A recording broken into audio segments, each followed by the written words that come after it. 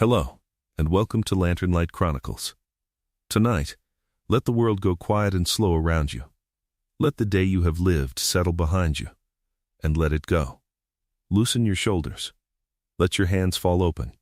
Let your breathing slow and deepen, and find its own unhurried rhythm, the way breath does when nothing at all is being asked of you. And let me carry you a long way from here, out from the shore and down beneath the surface of the sea, into the green and silent places where the light comes down in slow shafts and moves gently across the sand, and where, here and there, all around the coasts of the world, there are the ruins of cities that the water took. Picture it now. You are drifting some way below the surface, in warm and quiet water, in the pale blue-green light of a shallow sea. Above you, far above, the surface moves in a slow, bright ceiling of ripples, and the sunlight comes down through it in long, shifting columns that swing gently back and forth across the seabed.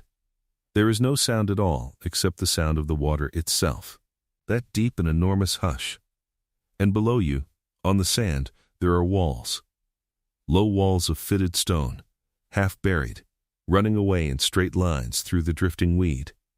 There is a street, quite clearly a street, with the shapes of rooms opening off it on either side.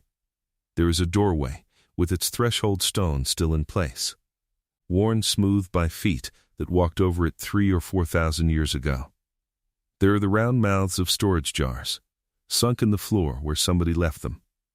Fish move slowly among the stones, in and out of the empty rooms, entirely at home. Weed streams gently from the tops of the walls in the current.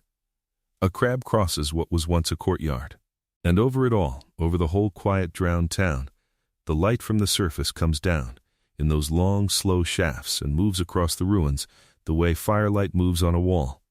This is a real place. There are a number of them.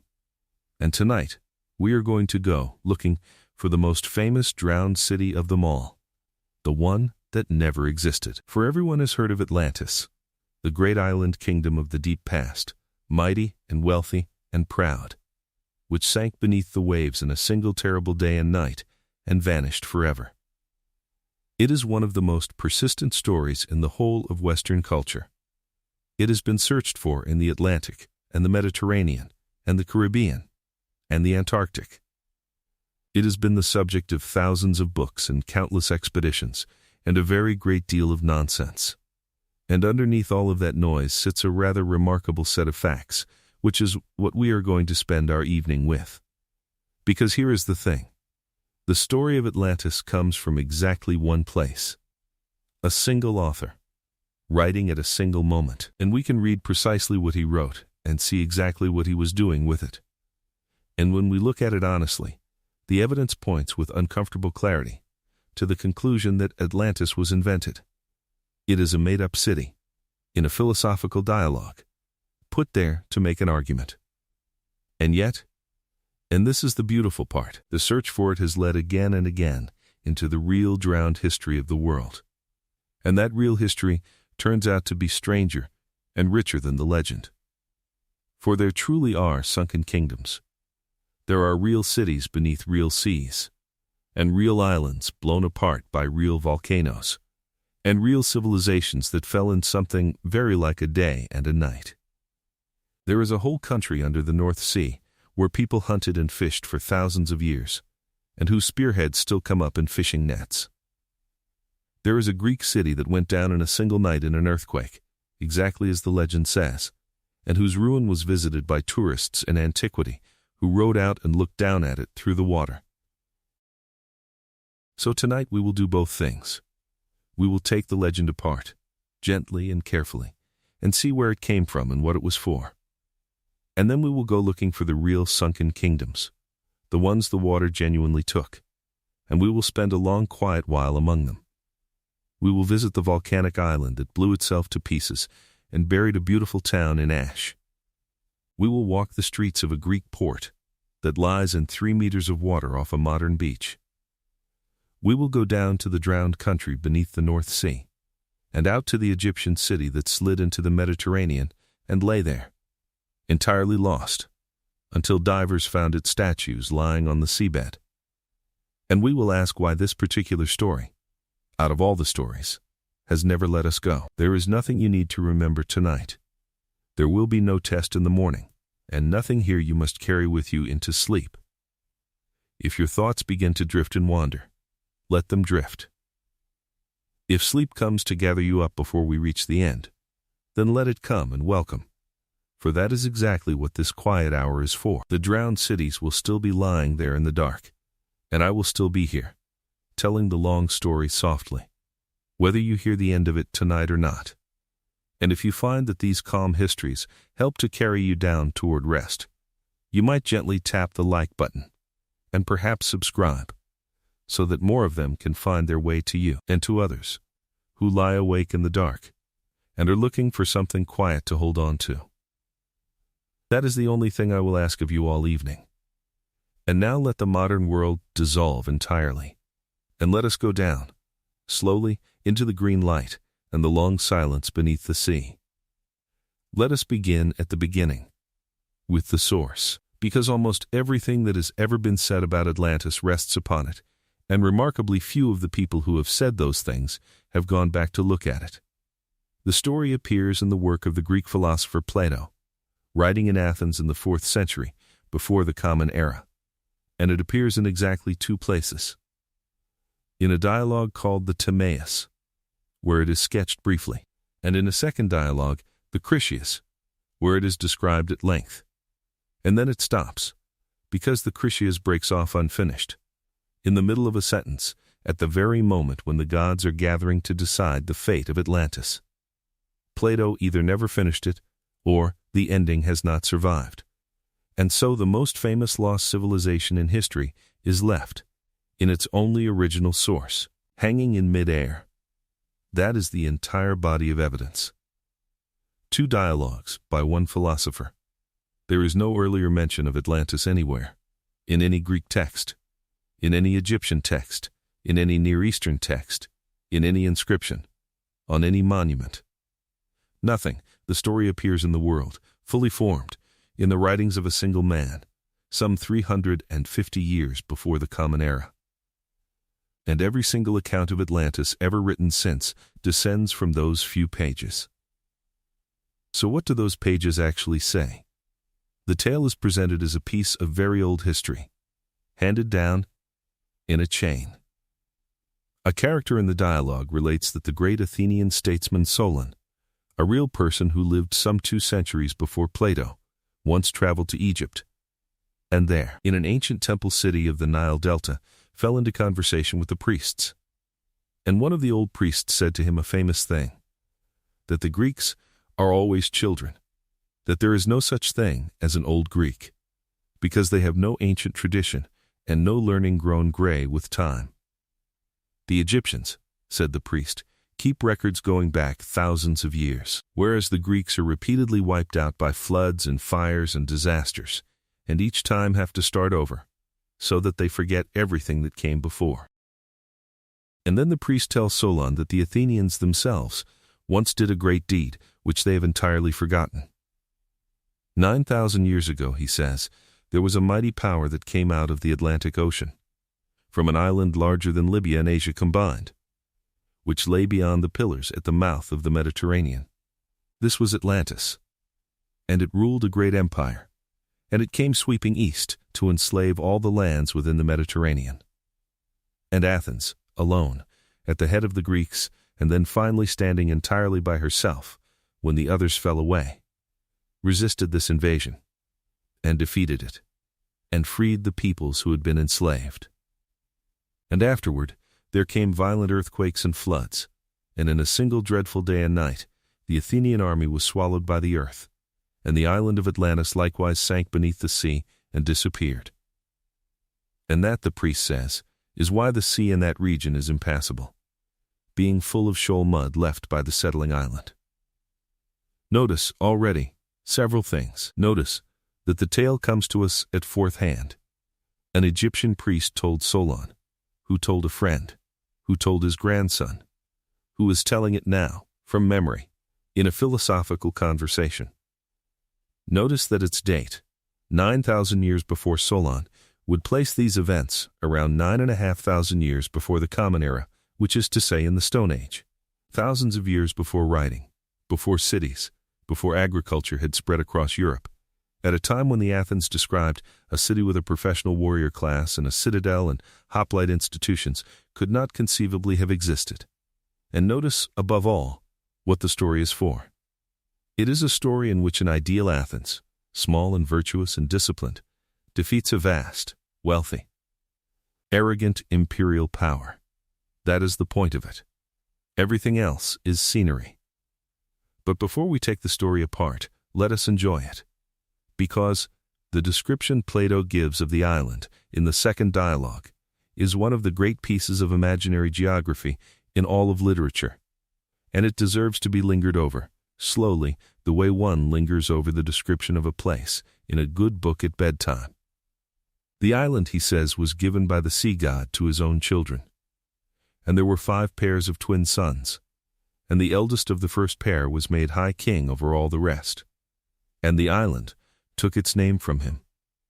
And in the middle of the island there was a plain, and in the middle of the plain, near the sea, there was a low hill, and on that hill there lived, in the beginning, a man and a woman, and the sea god fell in love with their daughter, and to keep her safe he shaped the hill into a series of rings.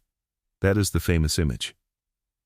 The god enclosed the hill with alternating rings of sea and land, 2 of land and 3 of water, all perfectly circular like the rings of a target, and equidistant everywhere, so that no one could reach the center. And in later ages the descendants of the god bridged the rings, and cut a great canal from the outer ring to the sea so that ships could come in, and roofed over the channels of the bridges so that ships could sail beneath, and the whole thing became a harbor city of extraordinary strangeness and beauty. Plato gives us its dimensions and its colors, and it is the colors that stay with you. The stone quarried from beneath the rings was white and black and red, and they built with all 3, sometimes in plain courses and sometimes mixing them for the pleasure of the pattern. They faced the outermost of the stone walls with bronze, and the next with tin, and the innermost wall of the citadel with a gleaming red metal that he calls orichalcum, which flashed like fire, a legendary substance that has never been convincingly identified with anything real. There were docks cut into the rock, and the harbor channels were crowded with ships and with merchants from every land, so that the whole place was full of noise and shouting, day and night. At the center stood the sanctuary of the sea god, a temple faced in silver with pinnacles of gold, and inside it, ivory and gold and orichalcum everywhere, and a colossal statue of the god standing in a chariot drawn by 6 winged horses, so tall that his head touched the roof, and around him 100 sea nymphs on dolphins. And outside, statues of all the kings and their wives, and offerings from the subject cities beyond. There were hot and cold springs, he says, of remarkable quality and abundance, and they built baths around them, baths for the kings, baths for private citizens, separate baths for women, and baths for the horses. The overflow ran into a grove of beautiful tall trees, and on into cisterns, and out through aqueducts to water the whole island. There were gardens and gymnasia, and a race course running the whole length of the outer ring of land, with barracks for the guards. And beyond the city, the great plain, rectangular and smooth and sheltered from the north wind by mountains, which were themselves famous for their number and size and beauty, and full of villages and lakes and rivers and meadows. And the plain was irrigated by an enormous rectangular ditch, and by a grid of smaller channels cut across it, along which timber was floated down from the mountains. And there were 2 harvests a year, because they watered from the earth in summer, and from the rains in winter. It is a wonderful piece of writing. It is precise. It is orderly. It is thick with specification. How many stades wide? How many soldiers? How many chariots? How many ships? And it is exactly the kind of precision a philosopher uses when he is building a model rather than reporting a memory. This is not the shape of a remembered place. It is the shape of a designed one. And then comes the ending, or rather, the place where the ending should be, and it is the key to the whole thing. For a long time, Plato says, the Atlanteans were good. The divine element in them was strong, and they were gentle and wise, and they held their wealth lightly, thinking little of gold and possessions, understanding that these things grow with friendship and virtue, and are lost when they are grasped at. And so long as they thought that way, everything flourished. But the divine portion in them was diluted, generation after generation, by mixture with mortal stock, and the human character came to predominate. And then, he says, they began to behave badly. They became greedy and aggressive and full of unrighteous ambition. And to those with eyes to see, they were at their ugliest just when they appeared most glorious, being filled with lawless greed and power, while to those who could not see what makes a life truly happy, they seemed at that moment more splendid and blessed than ever. And so the God of gods, seeing the corruption of a once noble race, decided to punish them.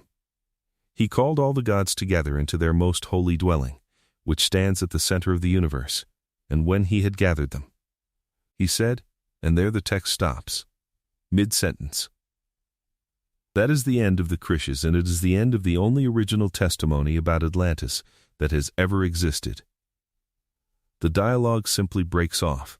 At the very instant, the god opens his mouth to pronounce judgment. Now, what does all this tell us? It tells us, I think, exactly what the story is. Look at the structure. A noble people, given great gifts, remain virtuous while they hold their wealth lightly. They grow corrupt as they grow rich and imperial. They are destroyed. Set against them stands a small, poor, disciplined, well-governed city that fights above its weight and wins. That is not a historical report. That is a moral argument. And it is precisely the moral argument Plato spent his life making. About the corrupting effect of wealth and empire, and the superiority of a well-ordered state. And there is a sharper point still. Plato was an Athenian writing in the aftermath of the greatest catastrophe in his city's history. In his own lifetime, Athens had built a vast maritime empire, grown enormously rich and arrogant on it, launched an overreaching naval expedition against Sicily that ended in total disaster, and lost a long, exhausting war in its empire with it. He had watched his own city play precisely the role Atlantis plays in the story, the wealthy sea power, magnificent and overweening, brought down by its own greed. The Athens that defeats Atlantis in the tale is not the Athens Plato lived in. It is the Athens of his ideal, the one he sketched in his most famous work, brought to life in a story so that it can be seen in action. He says as much, quite openly, at the start of the Timaeus. He wants to see the ideal state he has described set in motion, doing deeds worthy of itself. And this tale is his way of doing that. So Atlantis is, in its origin, a thought experiment. It is a philosopher's illustration, a magnificent piece of world-building invented to dramatize an argument about virtue and corruption. And its author left it unfinished, which is not what a man does with a precious historical tradition he is anxious to preserve. It is worth asking, too, what materials Plato had to hand when he built his island, because a made-up place is never made up out of nothing, and his was assembled from things his readers already knew. The Greeks had a great flood story of their own, and it was old and familiar. In it, the gods resolved to destroy a corrupt humanity with water. One righteous man is warned, builds a chest, or an ark, and floats with his wife while the world drowns. The waters recede. The vessel grounds on a mountain, and the two survivors repopulate the earth. Plato's audience knew that story from childhood, and Plato refers to it directly in the very passage where the Egyptian priest is explaining that the Greeks keep forgetting their own past, because floods keep wiping them out. They also knew, as a matter of ordinary experience, that the sea takes land. The Greek world is a seismic world. Coastlines there rise and fall visibly within human memory. There are ancient harbors now stranded well inland, and ancient buildings now underwater, sometimes on opposite sides of the same gulf. Greek writers of the classical period discuss all this quite matter-of-factly. They knew about earthquakes swallowing towns. They had a god of the sea, who was also, explicitly, the god of earthquakes, the earth shaker, which tells you exactly how they understood the connection. and they had a strong tradition of the far and marvelous West. Beyond the pillars at the strait, out past the edge of the known sea, Greek imagination placed all sorts of things: the islands of the blessed, the gardens at the world's end, monsters, the setting sun, the boundary of the map. It was the direction in which one put wonders. Placing an enormous unknown island out there was not an eccentric choice. It was the natural place to put such a thing, precisely because nobody could go and check. Add to that the recent memory of Helice, and the living memory of Athens's own imperial overreach, and the general Greek habit of moralizing about wealth and pride, and the philosopher's own need for a dramatic setting in which to show his ideal city in action, and you have every ingredient required. He did not need a lost civilization to tell him about a lost civilization. He needed a library, a coastline, a war his readers had lived through, and a very great deal of skill, all of which he had. And the ancients themselves largely thought so too, which is a fact that deserves far more attention than it usually gets. We tend to imagine that everyone in antiquity believed in Atlantis, and that skepticism is a modern invention. The reverse is nearer the truth.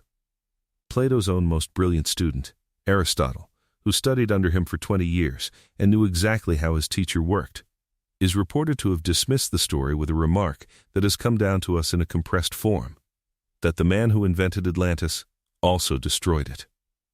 That is a joke about a writer disposing of a fictional device. And it is about as clear a verdict as we could hope for from the person best placed to give one. The story attracted very little interest in antiquity at all. It is barely mentioned for centuries. A few later writers took it up. A geographer of the 1st century argued in its favor, largely on the grounds that a story so detailed must have some basis. Others treated it as an allegory, and the philosophical schools that revered Plato tended to read it as a symbolic account of cosmic conflict rather than as history. But there was no ancient tradition of searching for Atlantis, no ancient body of Atlantis lore, no ancient expeditions. It was a curiosity in a famous book. What changed everything was the discovery of the Americas. Suddenly there was, in fact, an enormous landmass beyond the pillars, out in the Atlantic, full of unknown peoples and, as Europeans soon found, monumental cities. And European writers, struggling to fit the Americas into a worldview built from the Bible and the classics, reached for Atlantis. Perhaps the Americas were Atlantis, or its remnant. Perhaps the peoples there descended from Atlantean survivors. The idea appears within a few decades of the first crossings, and never really goes away.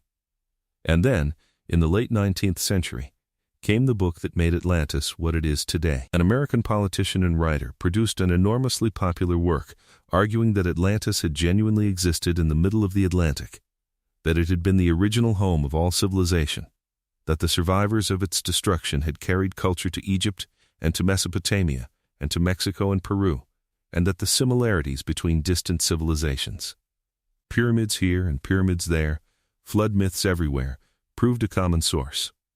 The book was a sensation. It went through edition after edition, and it established, essentially single-handedly, the modern shape of the myth. Atlantis is a lost supercivilization, the mother of all cultures, advanced beyond its neighbors, wiped out in a cataclysm. From there it passed into the occult movements of the period, which added a great deal: psychic revelations about Atlantean history, lost technologies, crystal power sources, prophecies of the island's imminent reappearance. And that, in turn, is where the majority of the modern Atlantis industry actually comes from. Not from Plato at all, but from a 19th century congressman and a series of mystical societies. And it must be said, because it is true, and because it matters, that some of what grew out of this soil was ugly. The idea of a lost superior race that founded all civilization was seized upon, in the early 20th century, by racial ideologues, who used it to argue that the great achievements of non-European peoples could not have been their own work, but must have been inherited from some vanished master race. That strand runs directly into some of the worst thinking of the last century, and its residue is still detectable whenever someone insists that the peoples who actually built the pyramids or the great cities of the Americas could not possibly have done so themselves. It is worth naming, so that we can set it aside and go looking, with clear eyes, for what is genuinely under the water. So let us go looking, and the first place to look, and by far the most interesting, is a Greek island in the southern Aegean that quite literally blew itself apart. The island is Santorini, known in antiquity as Thera, and if you have ever seen a photograph of it, you already know that something is wrong with its shape. It is not an island, but a ring of islands, a broken circle of cliffs, enclosing a deep bay of dark blue water, with the white villages perched improbably along the rim, hundreds of feet above the sea. The bay in the middle is not a bay. It is a caldera, the hole left where the center of a volcano collapsed into the emptied chamber beneath it after one of the largest eruptions of the last 10,000 years. That eruption happened in the Bronze Age, somewhere in the 17th or 16th century before the Common Era.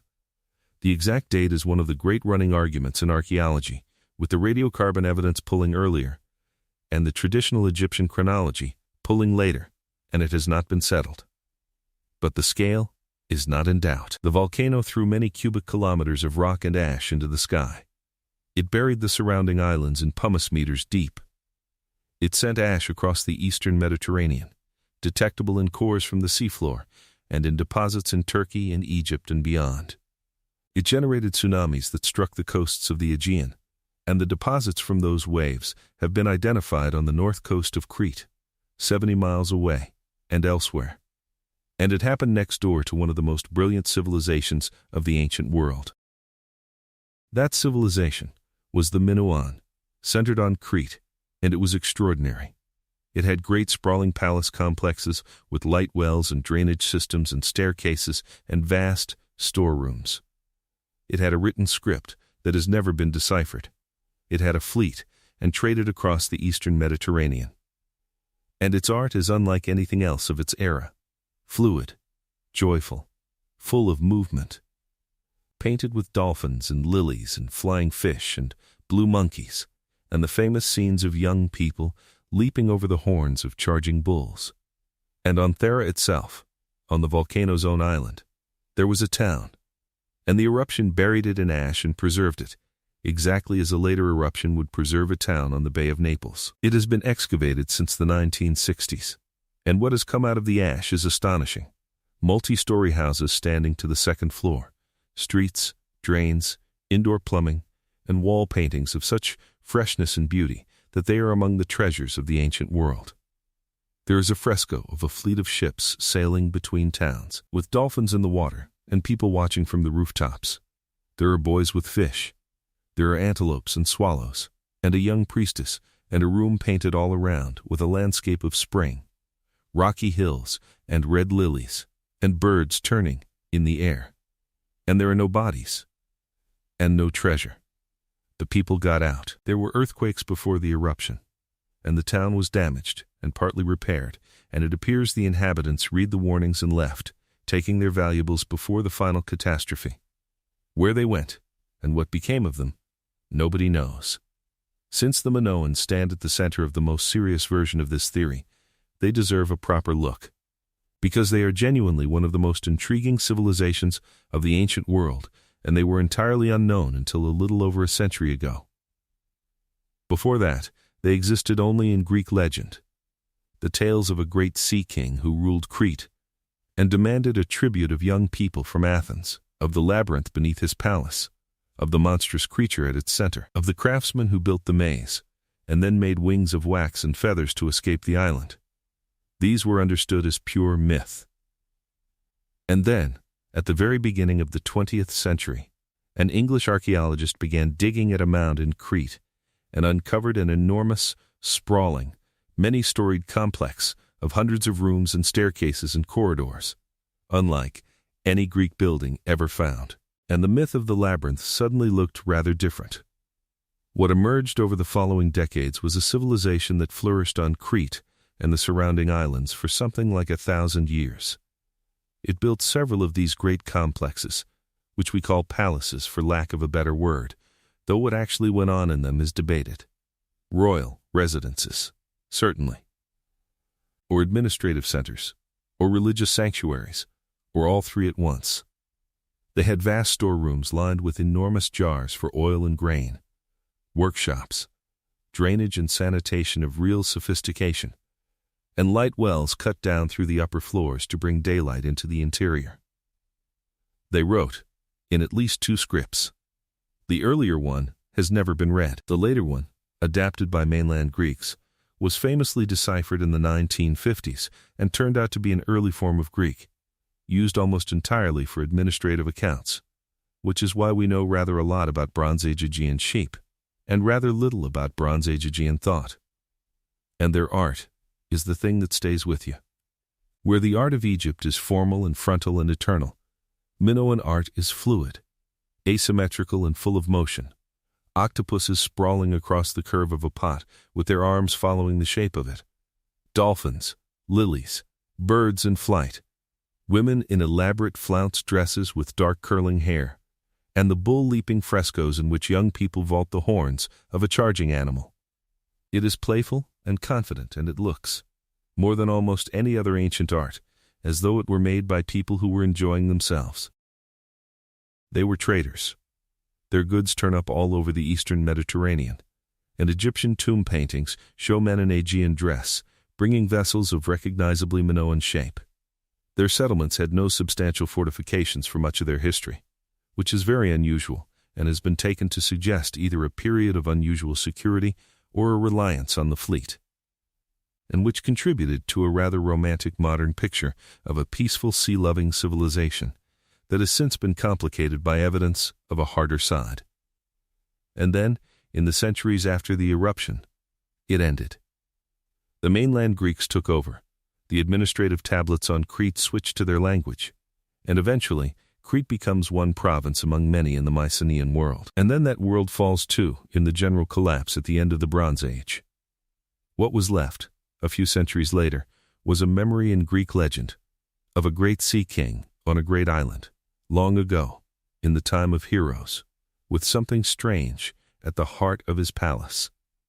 And it is worth taking a moment to feel what an eruption on that scale actually means, because the numbers on their own do not convey it, and it is one of the few genuinely apocalyptic things that can happen to a place. It does not begin without warning. There were earthquakes on Thera before the end, enough to damage the buildings, and the townspeople repaired some of them, and then, at some point, decided to go.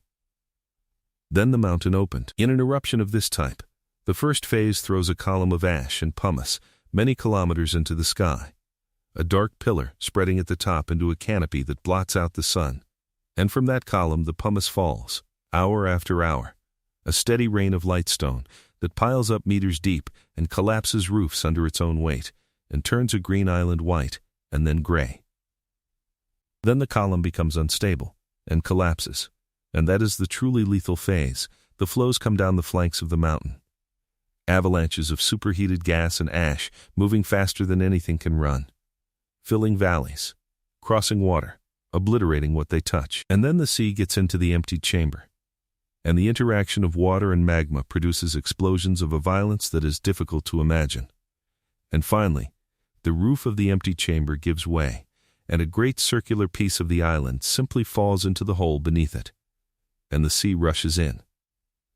The sound of such an event carries for thousands of kilometers. The waves it generates cross the sea and come ashore on distant coasts as walls of water that run far inland and then drag everything back out with them.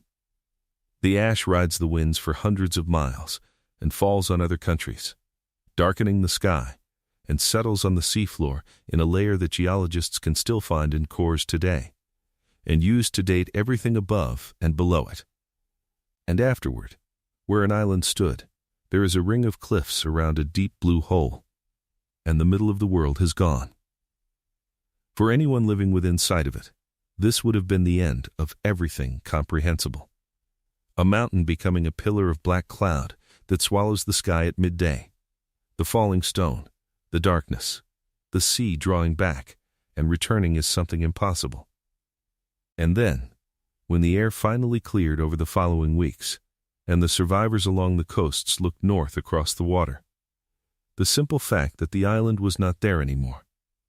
If a memory of any real event ever fed the story of a land swallowed by the sea in a single dreadful day and night, this is the sort of event it would have been. And it happened. And we can stand in the town it buried, and the paintings are still on the walls. Now you can see immediately why this became the leading candidate. Here is a wealthy, sophisticated, sea-ruling island civilization.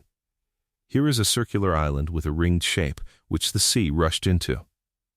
Here is a catastrophe of genuinely mythic scale, in which a piece of the world sank beneath the water. And here, afterward, is the decline of the Minoan civilization, which within a century or two lost its independence to the mainland Greeks and passed away. The theory has been argued seriously by serious people for a century, and it has real strengths. A memory of the eruption could genuinely have survived in Egyptian records, which is exactly where Plato's story claims to come from. The Egyptians certainly traded with the Aegean and depicted Aegean people bringing tribute. A titanic natural disaster in the Aegean, remembered dimly and passed down and garbled over 1,000 years, could plausibly have supplied the seed. But it is worth being clear about the difficulties, because they are substantial. The Minoans were not destroyed by the eruption. Crete is 70 miles away and was damaged, not annihilated. The palaces continued in use for a considerable time afterward, and the civilization's final decline came generations later and looks much more like conquest and the general troubles of that age than like a single act of the sea. Thera did not sink beneath the waves in a day. It exploded, and a substantial ring of it is still there, standing several hundred feet above the water, with people living on it right now. And the numbers do not work at all. Plato puts his island in the Atlantic, beyond the Pillars, and says it was larger than Libya and Asia together, and dates it 9,000 years before Solon. Thera is in the Aegean, is tiny, and blew up about 900 years before Solon. To make it fit, one has to assume that the location is wrong, the size is wrong, and the date is wrong by a factor of 10, which is a great deal of wrongness to explain away, even allowing for the famous suggestion that a mistranslation somewhere turned hundreds into thousands. So the honest position is this: Thera is not Atlantis. There is a further problem worth stating, and it concerns the supposed Egyptian source. The story's whole claim to authority rests on the idea that it came from Egyptian temple records, kept faithfully across 9,000 years, while the Greeks forgot everything. But we have a great deal of Egyptian written material, from many periods, including temple archives, and king lists, and annals. And there is nothing in any of it about Atlantis, or about a great war with an Atlantic empire, or about an Athens of the deep past. Nor did Egyptian records in fact reach back 9,000 years. Egyptian history begins around 3,000 years before the Common Era, and the Egyptians themselves knew it, and their own king lists say so. The priest's boast in the dialogue is a Greek writer's idea of what an Egyptian priest would say, and it is doing a job in the argument. In one stroke it establishes that the tale is very old, that it comes from an unimpeachable source, and that no Greek could be expected to have heard of it before, which is precisely what a storyteller needs, and precisely what a historian would want to check. But the eruption of Thera may very well be one of the real things that fed the imagination that produced Atlantis, along with several others. And Plato was a man of his time who knew the traditions of his people, and the Greeks had many stories of islands that sank and cities the sea took. He did not need a single source. He needed only the ordinary furniture of Greek myth, plus a philosophical purpose, plus a great deal of talent. And what the Thera story does give us, unmistakably, is the thing itself, a real and beautiful civilization, on a real island, genuinely erased by a real catastrophe, its town buried in ash with the wall paintings still on the walls, and its people scattered to somewhere we cannot follow. If what draws us to Atlantis is the ache of a world lost in an afternoon, then the ache is entirely justified. It simply happened somewhere else, and rather later, and we can go and look at it. Let us go now to the clearest case of all, the one that gets least attention, and deserves most, because it is the story of a city that sank in a single night in an earthquake in the Greek world, in historical times, in front of witnesses, and was afterward visited by tourists who rode out over the ruins and looked down at them through the water. The city was called Helic, and it stood on the northern coast of the Peloponnese, on the gulf that separates it from mainland Greece. It was a prosperous and important place, the leading city of its league, with a famous sanctuary of the sea god, whose bronze statue stood there and drew worshippers from across the region. And in the winter of the year we would number as 373 before the Common Era, in the middle of the night, an enormous earthquake struck the coast. The ancient accounts describe the warnings, strange lights in the sky in the days before, and animals fleeing the city, rats and snakes and weasels and centipedes leaving in numbers by the road inland, which the inhabitants apparently noticed and did not understand. Then came the earthquake, and then the sea. A great wave came in over the shore, and the land itself, which was soft alluvial ground, appears to have liquefied and subsided, and the city went down. 10 ships from Sparta, lying in the harbor, were lost with it. Every inhabitant died. The neighboring city of Bora was destroyed at the same time, and afterward the site lay under water in a lagoon, and for centuries people came to look at it. A traveler and geographer of the 2nd century of the Common Era, writing 500 years after the disaster, records that the ruins were still visible beneath the surface, though worn by the salt water, and that the great bronze statue of the sea god still stood there under the sea, a hazard to fishermen whose nets caught on it. Another ancient writer says the walls could still be made out. Boatmen would row visitors out to peer down at the drowned town, exactly as tourists do today at sunken sites in clear water.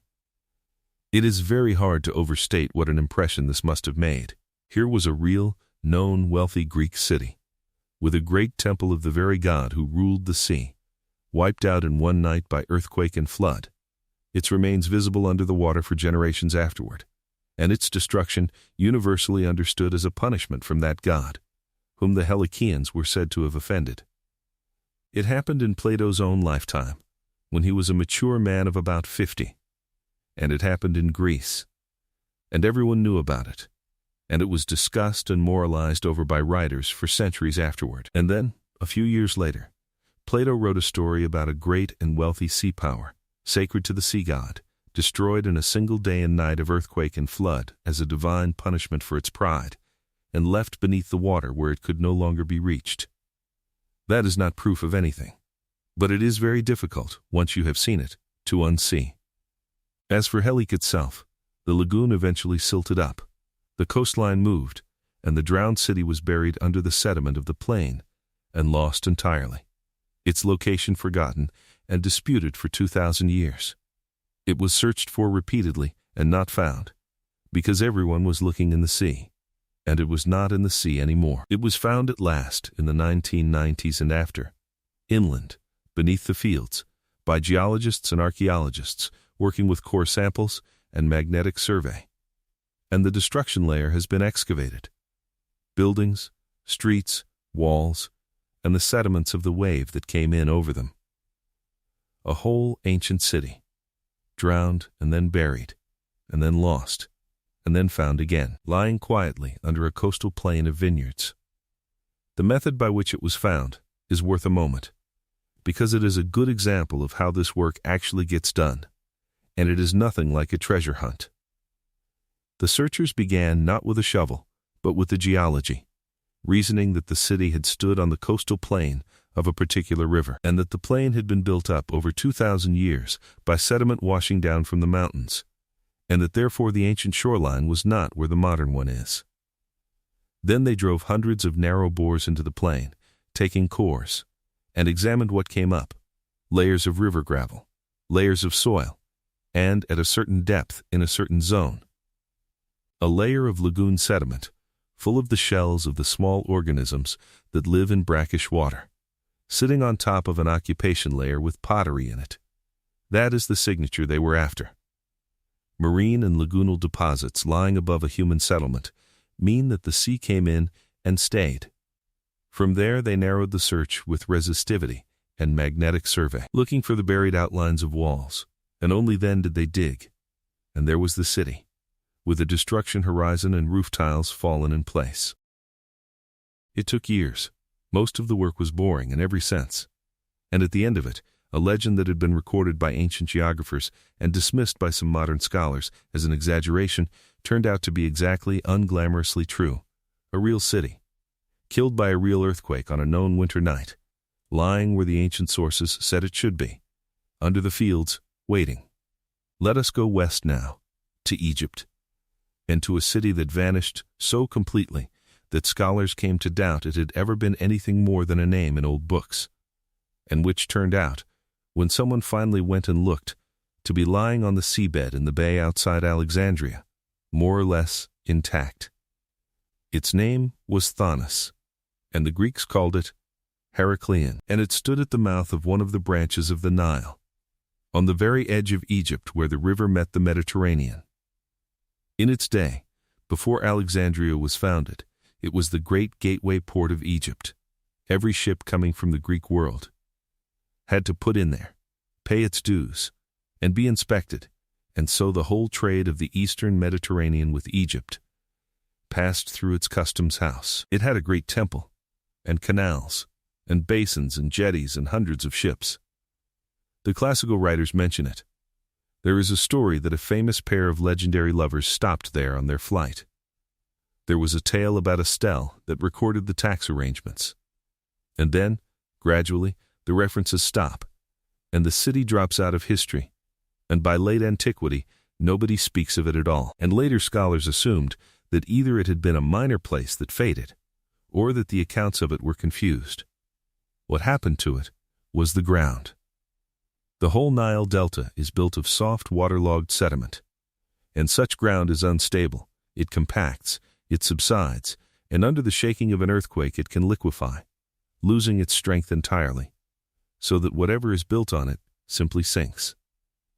Over centuries, with rising sea levels and subsidence and probably one or more seismic events, the land the city stood on gave way and the sea came in, and Thanos Heraclean slid quietly beneath the water and was gone. It lay there, under about 10 meters of water and a blanket of sediment, for something like 1,000 years, entirely lost. 3 or 4 miles offshore in a shallow bay that ordinary boats passed over constantly, and nobody knew. And then at the very end of the 20th century, a French underwater archaeologist, systematically surveying the bay with magnetic instruments, began to find things. And what was down there was a city. The divers found the temple, and colossal statues lying face down in the sand. A red granite figure of a god more than 5 meters tall. A queen in clinging carved robes. A pharaoh. They found the great stele, intact, with its inscription perfectly legible after 2,000 years underwater. And its text matched a known stele from another site so closely that it settled a long-standing question about which city was which. They found more than 70 ships, sunk in the harbor basins, some of them deliberately, and hundreds of anchors. They found gold jewelry, coins, lead weights from the customs house, bronze statuettes, votive offerings dropped into the water by worshippers, and the ceramics of every trading nation of the Mediterranean. It is one of the greatest underwater discoveries ever made, and it is the thing the Atlantis hunters have always dreamed of and never found, an actual, rich, important, historically attested city, lying complete beneath the sea, with its statues still where they fell. And it is entirely real, and there are photographs, and you can look at the objects in museums when they travel. And the conditions down there deserve mentioning, because they are the opposite of the clear blue water we like to imagine. The bay is shallow, and the bottom is fine Nile silt, and the visibility is frequently close to nothing. Divers have described working by touch, feeling along the shape of a carved face in water like weak tea, unable to see the whole of an object they are recording. Much of the mapping was done not by eye at all, but with instruments towed behind a boat, magnetometers reading the disturbances in the Earth's magnetic field caused by buried structures in metal, and sub-bottom profilers sounding through the sediment, building a picture of a city plan on a screen before anyone ever saw a stone of it. Then the excavation, clearing sediment with gentle suction, recording position, and, for the great statues, the slow business of rigging and lifting many tons of granite off a seabed and up through the water without damaging it. The photographs that eventually appeared, of a colossal figure rising through the green water with divers alongside it, went around the world, and they were the product of years of preparation. And the site keeps giving. Work there has continued for decades, and has found temple remains, ritual deposits, a whole flotilla of ceremonial boats sunk in a canal, and evidence for the religious festivals that once took place there, in which images of the gods traveled by water between shrines. The city that scholars once suspected was a confusion in an old text has turned out to be one of the best documented ports of the ancient Mediterranean, and most of it is still down there, unexcavated, under the silt. And Thanos was not alone in that bay. Off the shore of Alexandria itself, in the old eastern harbor, lies a great scatter of the ancient city, blocks and columns and sphinxes and statuary, the remains of the royal quarter of the Ptolemies, the palaces, and perhaps the very ground where the great library stood, carried down by the same combination of earthquake and subsidence and rising water. Divers have worked there for decades, mapping the seabed and lifting occasional pieces, and swimming among the fallen columns of one of the most famous cities of the ancient world. Let us stay under the water a little longer then, and visit a few more of the drowned places, because once you begin looking there are a surprising number of them, and each has its own particular quiet. Go to the southern coast of Greece, to a sheltered bay with a beach and a small island offshore, and swim out 100 meters or so into water 3 or 4 meters deep, and you will find yourself directly above a town. Its name in the old language is lost. It is known by the modern name of the place. It is Bronze Age, and older than that in its foundations. And it is not a heap of rubble, but a plan, streets, courtyards, houses with their rooms clearly defined, walls standing to knee height, doorways and graves. You can snorkel over it on a calm afternoon and see the layout of an entire prehistoric town beneath you in the sunlight, which is one of the more extraordinary experiences available to an ordinary person anywhere in the world. It went under, slowly, through subsidence and seismic activity, thousands of years ago, and it has lain there since, gently silting, with the fish moving through the rooms. Go to the Bay of Naples, and off a modern town there lies the underwater remains of a Roman resort, where the wealthiest people of the empire built their seaside villas and their bath complexes, and behaved, according to the outraged moralists of the day, extremely badly. The whole coast there sits on a volcanic field, where the ground slowly rises and falls as magma moves beneath it, and over the centuries that motion carried the shoreline down. And now there are mosaic floors under the sea, and roads, and the foundations of villas, and statues standing in what were once garden nymphea.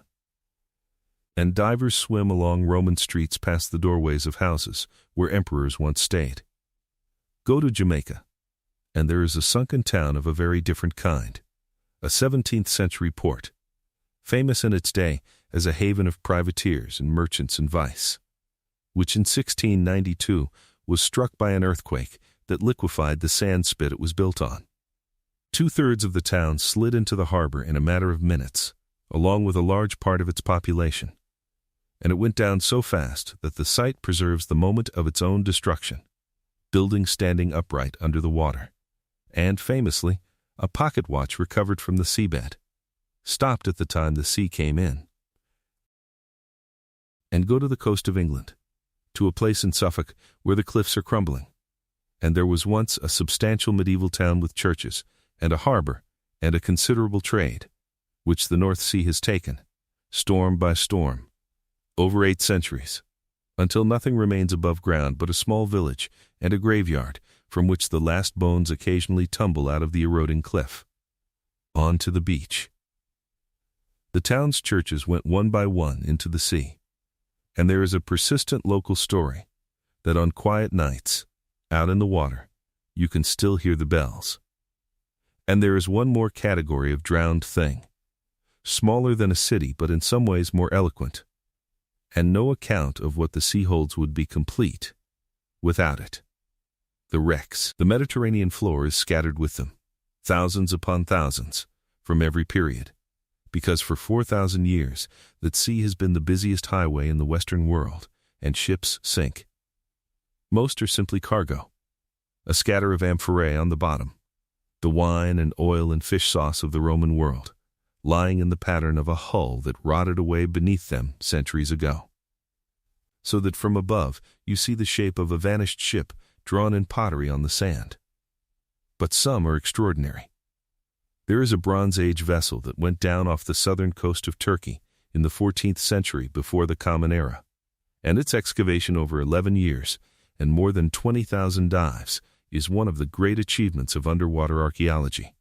What it carried is a portrait of an entire connected world in a single hold, 10 tons of copper and ingots shaped like oxides, a ton of tin, blue glass and raw discs, ebony, elephant and hippopotamus ivory, ostrich eggshells, resin in jars, jewelry, weapons and tools, pottery from several cultures, and the personal possessions of people aboard from at least 7 or 8 different lands.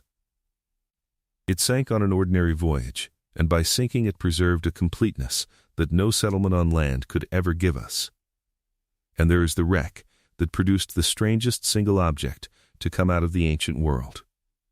A corroded lump of bronze recovered by sponge divers from a Roman-era wreck off a small Greek island at the turn of the 20th century, which sat in a museum for decades before anyone understood it. It turned out to be a geared mechanism of astonishing sophistication, dozens of interlocking bronze gears cut by hand, a device for calculating the positions of the sun and moon and the planets and the dates of eclipses and even the cycle of the games. Nothing else of comparable complexity survives from antiquity, and nothing approaching it appears again for well over 1,000 years. It has been studied with medical imaging and computed tomography and reconstructed, and it has quietly overturned assumptions about what ancient engineering was capable of. Think about what that means. Somebody built that, which means somebody had built simpler ones before it, and there was a tradition of workshops and craftsmen and knowledge behind it. And essentially, all of that has vanished, and we know about any of it only because one ship carrying one example happened to sink in a place where sponge divers happened to look 2,000 years later. That is the real lesson of the drowned world, and it is a humbling one. What we know of antiquity is not the antiquity that existed. It is the small, arbitrary, lucky fraction that happened to survive. And a startling amount of that fraction has come to us not from libraries or temples or tombs, but from the bottom of the sea, where accident put it, and where the water, having taken it, then kept it safe. Nor is it only the sea that takes places, and 2 other kinds of drowning are worth mentioning, because they are close to hand and rather moving. The first is the lakes, all around the Alps, in Switzerland and Austria and southern Germany and northern Italy and eastern France. There are prehistoric settlements under the water and in the wet ground along the shores. Villages of the Neolithic and Bronze Age, built on piles at the water's edge, whose timbers have survived in the waterlogged mud for 5,000 and 6,000 years. They were noticed in the middle of the 19th century, when a dry winter dropped the level of a Swiss lake and revealed forests of wooden posts standing in the shallows, and the discovery caused a sensation across Europe. What they give us is extraordinary, because of that same waterlogging. Not just the posts, but planks and floors and doorways. Not just pottery, but the wooden bowls, and the woven baskets, and the textile and the cordage.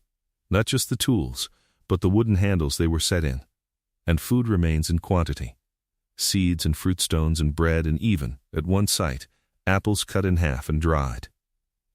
And because the timbers survive, they can be dated by their tree rings, often to the exact year in which a particular post was cut, so that we can say that this house was built in this year and repaired 11 years later, 5,000 years ago. There is no precision like it anywhere else in European prehistory, and it exists entirely because those villages ended up underwater. And the second kind is much more recent, and much sadder, the villages that we ourselves have drowned. Across the world, in the last century, thousands of settlements have been deliberately flooded by the building of dams and reservoirs. Their inhabitants moved out. Their churches and houses and graveyards left to go under as the water rose behind the new wall. In dry summers, in a great many countries, the water drops and they come back, a church tower emerging from a reservoir, the outline of streets in cracked mud, the stumps of an orchard, a bridge over nothing. People come and walk about in their grandparents' village for a few weeks, and then the rains return, and it goes under again. I mention it because it is the only version of this story that living people have actually experienced from the inside, and what they describe is not the excitement of the treasure hunter, but something quieter and more complicated. The strangeness of standing in a doorway, you remember, on a floor of dried silt, and knowing that in a month it will be 20 meters down again. Whatever the ancient peoples felt as the water came into their country, it was probably rather more like that than like anything in a legend. But the greatest sunken kingdom of them all is not a city, and it did not go down in a night, and almost nobody has heard of it. It is a country, and it lies beneath the North Sea, and it was inhabited for thousands of years by people who lived and hunted and buried their dead there, and it drowned so slowly that no single generation would have known that it was happening.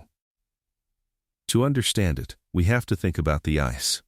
20,000 years ago, at the height of the last glacial period, an immense quantity of the world's water was locked up in ice sheets kilometers thick over northern Europe and North America.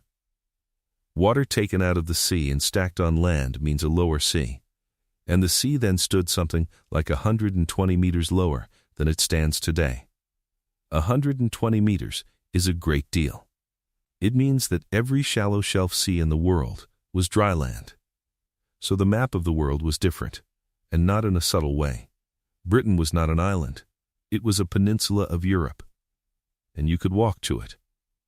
Between what is now England and what is now Denmark and the Netherlands lay a broad low country of rivers and marshes and lakes and woodland, hundreds of kilometers across. And it was, by all the evidence, some of the best land in northern Europe, rich in fish and fowl and game, laced with waterways, exactly the sort of country that hunting and fishing peoples thrive in. Scholars have given it a name taken from a fishing ground, Doggerland. And as the ice melted, the sea rose, and it took that country, not evenly, and not always slowly. Sea level rise over those millennia had periods of remarkable speed, and there were catastrophic episodes as well, including the collapse of a vast underwater sediment shelf off Norway that generated an enormous tsunami which swept across the remnants of the land around 8,000 years ago. But mostly it was gradual, a coastline retreating a little each generation, a marsh becoming a lagoon, a hunting ground becoming a bay, a hill becoming an island and then a shoal and then nothing.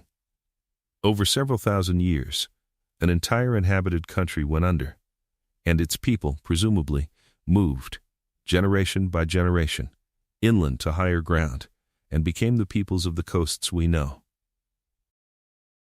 We know this is real, because the sea keeps handing it back. For a century and more, fishing trawlers dragging the bottom of the North Sea have brought up, along with the fish, the bones of mammoths and woolly rhinoceros and giant deer and aurochs and bison, thousands of them. And among the bones have come, unmistakably, the works of human hands, barbed points of antler and bone, worked flints. Tools. There is a famous one, brought up in a lump of peat by a trawler in the 1930s, that turned out to be an elaborate barbed harpoon point. Peat itself is the giveaway. Peat forms in bogs, on land, and when your net comes up full of peat from the middle of the North Sea, you are dredging a drowned landscape. And in recent decades, seismic survey data collected by the oil and gas industry, mapping the layers beneath the seafloor, has been used for a purpose its collectors never imagined, to reconstruct the buried topography of that country.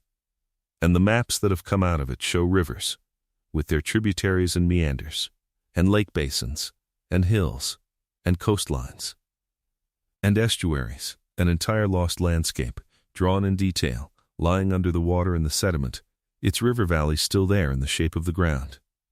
More recently still, teams have begun going out and sampling that landscape directly, taking cores from targeted spots chosen off those maps, the bank of a buried river, the edge of a former lake, the kind of place where people would have camped.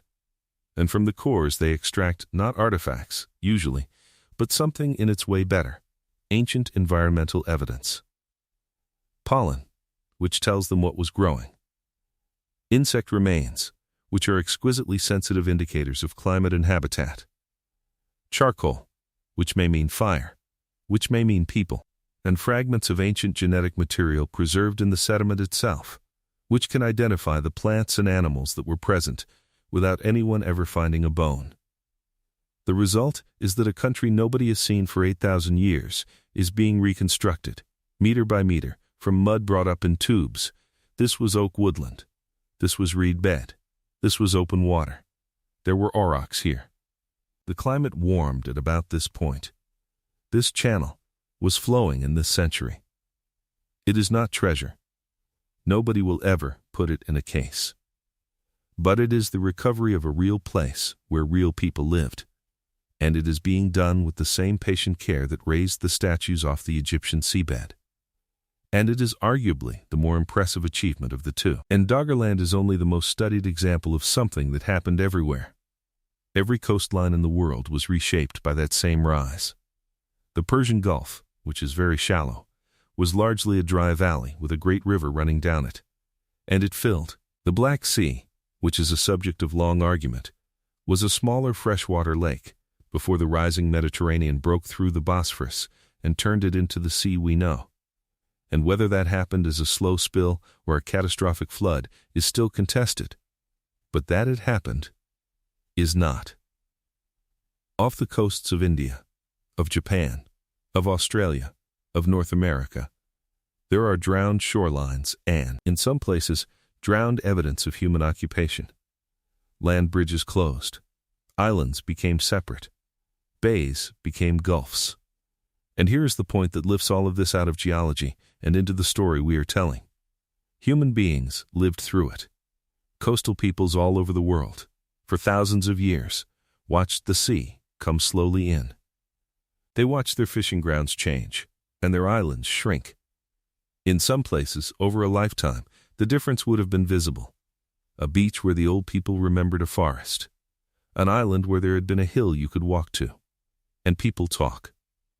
People tell their grandchildren what the old people said. And there are, in the oral traditions of coastal peoples in various parts of the world, stories about the land that used to be there and is now underwater. Some of the Aboriginal Australian traditions of the drowned coastal country are the most striking of these. And researchers have argued, seriously and carefully, that certain of those stories may preserve genuine memory of coastlines that vanished thousands of years ago, handed down by mouth across an almost inconceivable span of generations. The argument is not universally accepted, and the difficulties are real. But the mere possibility is astonishing. And it points to something that may be the truest answer to our whole question tonight. Why does every culture seem to have a story about a great flood, or a lost land, or a city under the water? Perhaps not because there was one Atlantis, and its refugees carried the tale around the world, as the 19th century enthusiasts believed. But because it happened, over and over, everywhere, to everyone. Because human beings settle by the water, as we always have, and the water moves. Because rivers flood, and the sea rises, and the ground shakes, and coasts subside, and every so often a place people loved is simply taken and does not come back. We do not need a single lost super-civilization to explain why humanity is haunted by drowned lands. Humanity is haunted by drowned lands because humanity has been losing them, steadily and in every part of the world, for as long as there have been people to lose them, and voices to remember. Two of these drowning events are worth a closer look, because they are the ones most often invoked, and because they show rather nicely how careful the real work has to be. The first is the Black Sea. It is now a sea, connected to the Mediterranean through a narrow winding strait, and it is unusual in that its deep water is permanently without oxygen, which makes its floor one of the best preserving environments on the planet. Wooden ships have been found down there with their masts still standing. Before the end of the last ice age, with sea level far lower, the Mediterranean could not reach it, and it was a lake, smaller and fresh, with a shoreline well inside the present one. As the ocean rose, at some point the water came through, and the lake became a sea, and a great deal of land around its edges went under. That much is agreed. The argument is about how. One influential proposal, put forward in the 1990s, was that the breakthrough was sudden and catastrophic, that the rising Mediterranean topped the barrier and cut down through it violently, pouring in with enormous force, raising the level of the lake extremely fast, and driving the people living on its shores away in every direction. And that the memory of this became the flood story of the Near East. It is a compelling idea, and it was very widely reported.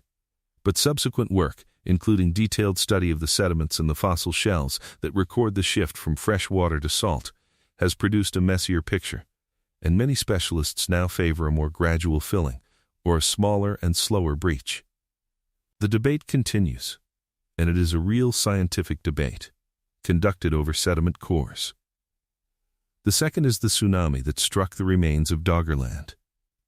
Off the Norwegian coast, on the continental slope, an enormous mass of sediment gave way in one of the largest submarine landslides known anywhere, about 8,000 years ago.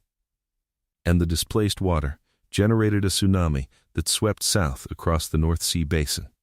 Its deposits have been identified along the eastern coast of Scotland, well inland, as a distinctive layer of marine sand lying in what were peat bogs, and in cores taken from the sea floor. Whether it finished off the remaining land there, or merely devastated it, is debated. But it happened. And if there were people on the low ground when it arrived, it will have been among the worst days in the history of Northern Europe. Neither of these is Atlantis, and neither needs to be. What they are is the ordinary business of a planet, with moving water and unstable ground. And the reason to care about them is that people were living through them, and that we can, with sufficient patience, work out what those people saw. Let us pause the argument for a while and simply go down and be there, among the ruins under the water, because that is where this evening has been heading all along, and it is a good place to rest. Imagine you are floating, quite easily, in warm, shallow water on a still afternoon. The surface above you is calm, and the light comes down through it in long moving columns, and where those columns strike the seabed they make slow shifting nets of brightness that ripple over the sand and the stones. Everything is green and blue and gold. And everything is soft, and nothing anywhere is in a hurry. Below you is the town. You can see the plan of it clearly from up here, the way you can see the plan of a ruin from a hillside, the lines of the walls, the rectangles of the rooms, the streets running between them. The stone is furred with weed and small growth, softened and rounded, and in places the sand has drifted over a wall and left only its top showing. A low ridge running away into the blue haze at the limit of vision, drift down a little and settle just above what was once a street. The paving is still there under the sand in places. On one side is a doorway, its two upright stones, and its lintel still standing as they were set, and the gap between them is dark, and small fish hang in it, motionless, facing into the current. This was somebody's front door. Somebody came home through it, thousands of times at the end of the day, and stepped over that threshold stone, and the stone is still there, and still worn in the middle where the feet went. Go on along the street. Here is a wider space that was a courtyard, and there is the circular stone rim of a well, or a cistern set into its floor. Here is a room with the round mouths of two big storage jars still sunk in the corner where they were installed. Here is a lower wall, only 3 courses high, that once divided one family's ground from another's, and mattered enormously to both of them. There is no sound. That is the thing about it. There is no sound at all, except the deep soft roar of the water in your ears, which is not really a sound, but the absence of one. The town is entirely silent, and entirely still, and entirely at peace. Weed moves gently on the wall tops in the slow current, backwards and forwards, like breathing. A shoal of small silver fish turns all at once above a rooftop that is not there and flickers away. An octopus has made its home in a corner of a room and has arranged a small, tidy wall of broken pottery around its door, which is what octopuses do, and it watches you go past with an expression of complete indifference. And the light keeps moving over all of it, those slow, bright nets swinging gently back and forth across the walls and the sand. The way light moves on a ceiling from water in a bowl, endlessly, patiently, all afternoon, and all the afternoons before, and all the afternoons since it went under. Whoever lived here has been gone for a very long time. Their names are lost. Their language is lost. Their quarrels and their debts and their worries are so thoroughly finished that not one trace of them remains anywhere in the world except these low walls under the water. And it is all right. It is quiet here. Nothing is asked of anyone. The fish go in and out of the doorways, and the weed streams gently in the current. And the light comes down and moves across the stones, and the town lies where it fell, resting, in the green and gold, in the enormous silence, exactly as it has rested through every night and every day of the thousands of years since the sea came in. There is a stretch of this story that usually gets skipped, and it is the long middle. What happened to Atlantis between the ancient world and the modern one, during the many centuries when almost nobody thought about it at all? The answer is that it very nearly disappeared. Plato's dialogues containing the tale were not widely read in Western Europe through the early Middle Ages. Greek learning largely passed out of the Latin West, and what people knew of Plato they mostly knew at second hand, through commentaries and summaries, and through one partial Latin translation of the Timaeus, which happened to include the brief sketch of Atlantis rather than the long description. So the story survived in the West as a fragment, a curiosity, mentioned occasionally by a scholar who had encountered it in that translation. Meanwhile, the deeper Platonic tradition and the full text were preserved and studied in the Greek-speaking East and later in the Islamic world, and it was through those channels, and finally through the flow of Greek manuscripts and scholars westward in the 15th century, that the complete dialogues came back into Western hands. When they did, in the Renaissance, Atlantis arrived with them, translated and printed and read afresh by a Europe that was, at that precise moment, beginning to sail west across the Atlantic. The timing could hardly have been better for the legend. Within a few decades, Europeans were confronting two continents that no classical author had described, full of peoples and cities and civilizations that had to be explained somehow. And Plato's island, out beyond the pillars, in the ocean, larger than Libya and Asia together, was sitting right there in the newly available text, waiting. It was also, in the same period, a useful shape for a different kind of writing. The great age of the imaginary commonwealth had arrived.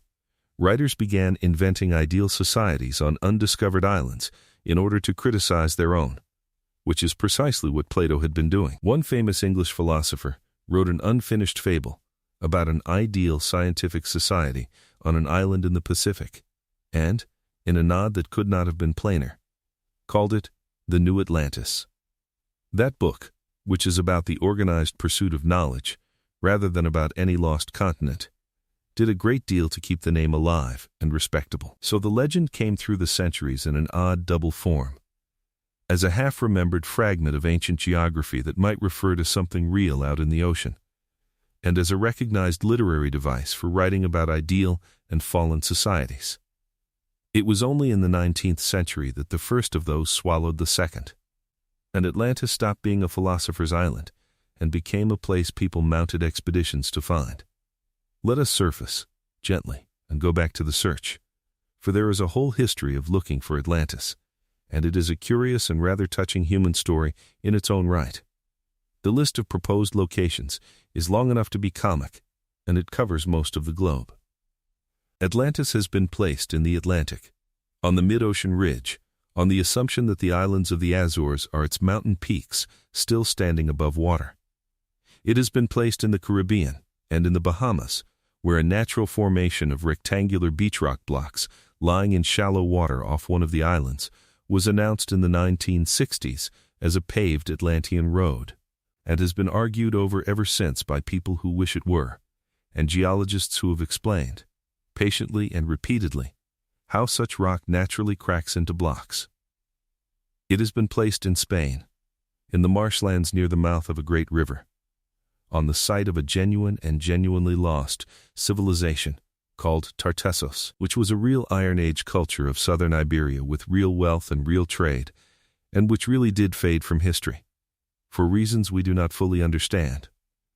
It has been placed in Morocco, in Malta, in Sardinia, in Cyprus, in the Sahara, at a curious circular geological formation in the Mauritanian desert that does indeed look, from the air, uncannily like a set of concentric rings, in which is a natural eroded dome. It has been placed in the North Sea, in Ireland, in Sweden, in Finland, in Indonesia, in Bolivia, in the Antarctic, on the assumption of a wandering crust, and, inevitably on the sea floor, wherever anyone has ever noticed a straight line on a bathymetric map. Most of these proposals share a common method, and once you see it everywhere. You take Plato's description, and you keep the details that fit your chosen site, and you explain away the ones that do not. The location is wrong, a translation error, or a later scribe's confusion. The date is wrong by 9,000 years, a misread of the Egyptian notation, or a factor of 10. The size is wrong, exaggeration in transmission. The concentric rings are missing? They must have eroded. And with enough of that, any site at all can be made to fit, which is precisely the problem. A theory that can accommodate any evidence is not being tested by any evidence. And yet I do not want to be too hard on the searchers, because the impulse behind the searching is not a stupid one. It is the same impulse that produced all the genuine discoveries we have talked about tonight. Somebody wondered whether an old story might be true, and went and looked. That is exactly what led a German businessman with an obsession and a copy of Homer to dig at a mound in Turkey and find that there really had been a great fortified city at Troy, which respectable scholarship had regarded as pure legend. It is what led people to the drowned city off the Egyptian coast, and to the buried city of Helike beneath the vineyards, and to the Norse camp on the Newfoundland shore that two sagas had described, and nobody believed. The difference is not in the wondering. The difference is in what you do when the evidence comes back. The people who found Troy and Helike and Heraclean went where the evidence led, and accepted the corrections it forced on them, and published what they found, including the parts that spoiled the story. The Atlantis hunters, by and large, decided the answer first. One of the proposed locations deserves more than a passing mention, because unlike most of them, it involves a civilization that really did exist, really was wealthy, really lay beyond the pillars, and really did vanish. Tartessos. The Greeks knew the name. They described a kingdom in the far west of the Mediterranean world, beyond the strait, at the mouth of a great river in what is now southwestern Spain, fabulously rich in silver, ruled at one point by a king said to have reigned for an extraordinarily long time, and to have been generous to Greek traders. The Hebrew scriptures mention ships of a place whose name may be the same, bringing silver and iron and tin and lead. It was, in the Greek imagination, the edge of the world and the source of metals, and it stood in roughly the place Plato puts his island, out through the pillars, on the ocean side. And it was real. Archaeology in Andalusia has recovered a distinctive Iron Age culture there, rich in metalwork, in contact with Phoenician traders who came west for the silver, with elaborate goldwork, monumental sanctuaries, a written script that we still cannot read, and, by the standards of Iron Age Western Europe, considerable wealth. Its heartland lay around the lower valley of a great river, in a landscape that in antiquity included a very large shallow coastal lagoon or marshland, which has since silted up into the wetlands that are there today. And then, sometime around the 6th or 5th century before the Common Era, the culture fades. The rich sites decline. Some are deliberately abandoned. One important sanctuary appears to have been ritually burned and buried by its own people, and the distinctive Tartessian material culture stops. Why is genuinely unclear. The collapse of the Phoenician trading network that had made it rich, changes in the metal trade, environmental shifts in the delta, conflict, or some combination. It is one of the real unsolved questions of the Western Mediterranean Iron Age. So there is, in fact, a wealthy lost kingdom beyond the pillars, at the mouth of a river, near a great marshland, which disappeared from history. You can see why people have reached for it, and there have been serious attempts to search the marshes for buried structures using aerial and satellite imagery, some of which produced circular features that were announced with enthusiasm and have not held up. But the same difficulties apply as everywhere else. Tartessos flourished in the Iron Age, not 9,000 years before Solon. It did not sink beneath the sea. Its landscape silted up, which is very nearly the opposite. It was not an island, and it did not conquer the Mediterranean, and it was not defeated by Athens. What it offers is a genuine mystery of its own, worth studying on its own terms, and it deserves better than to be treated as a runner-up in somebody else's competition. Before we sum up, it may be worth saying something about how one tells the difference, in a case like this, between a claim worth taking seriously and one that is not, because it is a genuinely useful thing to carry around, and it applies far beyond Atlantis. The first question is simply, what would we expect to find if this were true? And do we find it? A large civilization leaves an enormous footprint. It leaves quarries and mines, field systems and roads, rubbish heaps and cemeteries, pollen signatures and lake beds from its farming, traces of its metalworking in the ice cores and the sediments, imported goods scattered across its neighbors' sites. And, above all, it leaves influence. The peoples around it start doing things differently. For a civilization the size of the one Plato describes, ruling an empire and fighting wars across the Mediterranean, the absence of any of this in any of its supposed neighbors is not a gap in the record. It is the record, telling us something. The second question is, does the claim explain the evidence? Or does it explain away the evidence? These sound similar, and they are opposites. A good hypothesis makes the awkward facts fall into place. A bad one makes them disappear, one excuse at a time. And the tell is that the excuses are all separate, and each one is invented for the fact it is needed for. The third is, does this account require the specialists to be either fools or conspirators? Sometimes established opinion is wrong, and it has been, spectacularly, more than once. Troy is the standard example, and it is a fair one. But when a claim requires that everyone who has spent a career on the relevant evidence has somehow failed to notice something obvious, that is a reason to look very carefully at the claim, not at the careers. And the fourth is the friendliest one. What happens when the answer is no? The people who found the drowned Egyptian port and the buried Greek city were prepared, in advance, to find nothing, and had a method that would have told them so. That willingness is what separates an investigation from a quest. It is also, oddly, what makes the successes so satisfying, because a discovery only counts as one if it could have failed to happen. None of this is about being unromantic. The people doing this work are, in my experience of reading them, deeply romantic about the past, which is why they spend their lives cold and wet and poor visibility recording the corner of a wall. It is only that they have learned, at some cost, that the past is more interesting when you let it be what it actually was. So let us gather it all together and answer, as honestly as we can, the question with which we began. Was there a real Atlantis? The answer, as best the evidence allows, is no. There was no island empire in the Atlantic. There was no sunken super-civilization that seeded the cultures of the world. There is no plausible mechanism by which an island the size of a continent could sink in a day, and no trace of one on any seafloor. And modern mapping of the ocean bottom is thorough enough that a lost continent is not something that could still be hiding. There is no archaeological signature of an advanced civilization 9,000 years before Solon, in the Atlantic or anywhere else, and there could not be.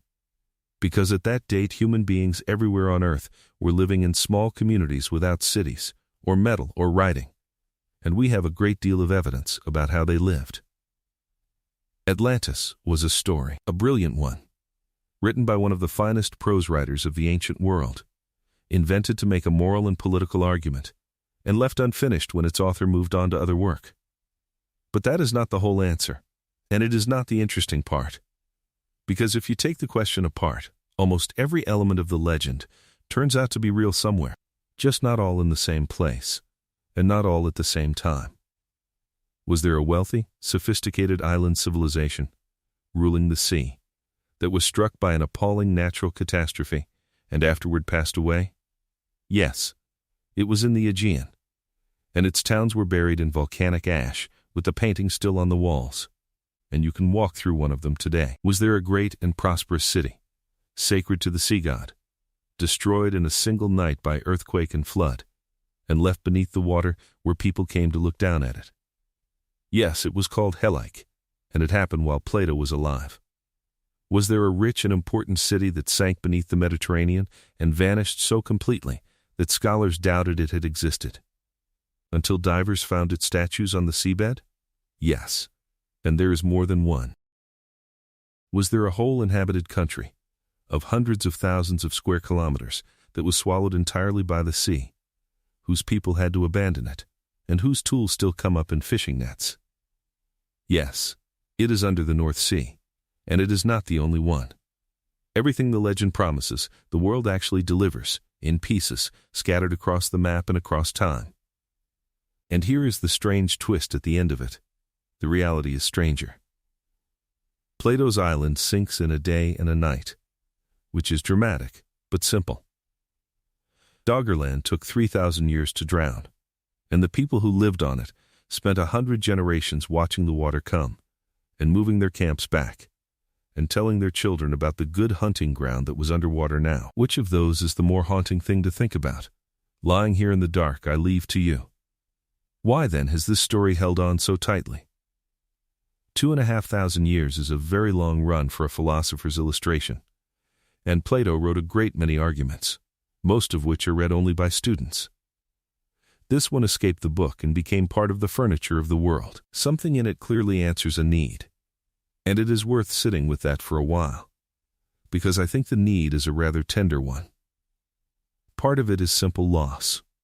Everyone has lost something they cannot get back, and a whole civilization going down beneath the water is that feeling made enormous and given a shape. There is a particular quality to loss by drowning that no other kind of loss quite has. The thing is not destroyed. Exactly. It is still down there. It is intact and unreachable, and just below the surface. That is a very precise description of how memory works, and of how grief feels, and I suspect it is much of why the image will not let us go. Part of it is the appeal of a golden age. Nearly every culture has one. A time when things were better and greater and more harmonious, before some fall. It is a way of saying that the present is not all there is, and that human beings are capable of more than we see around us. The story of a lost high civilization flatters that hope, and it explains our disappointments. We are not failing to reach a height. We are declining from one. Part of it is the pleasure of a secret.